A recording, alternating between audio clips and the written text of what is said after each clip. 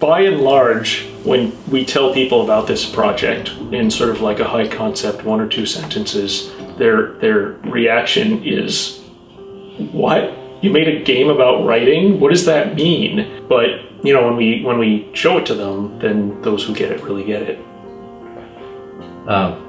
Yeah, this is kind of the game I'll take home to mom. It's this thing I'm sort of proud to say. I'm not like nothing against a lot of other games, but I'm like, this is a game about blowing things up and which I love. But this is a game You wouldn't take fish listening to the radio to your mom?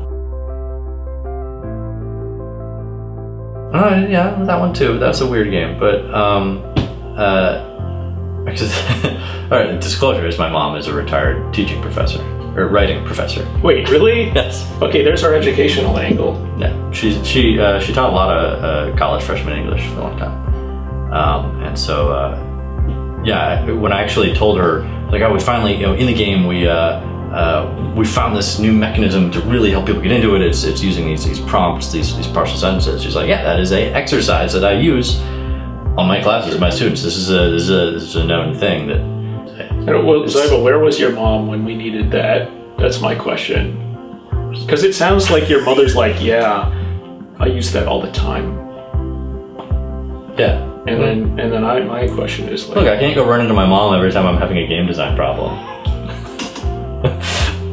Next question. I think that's great. I think that's the quote for the Kickstarter.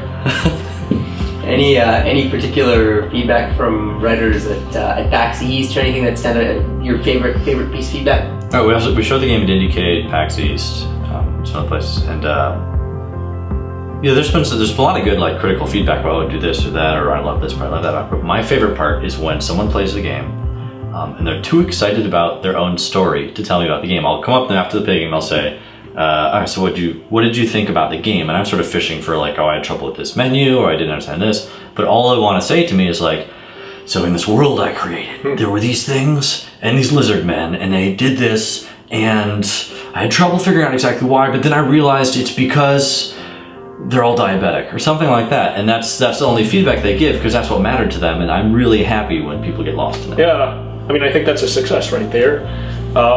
Similarly, the biggest successes I think that we've received for Elegy were when, for example, Rohit, who is not a writer, not a creative writer by default, by choice, was really skeptical about playing the game, right? He's like, oh, it's a game about creative writing.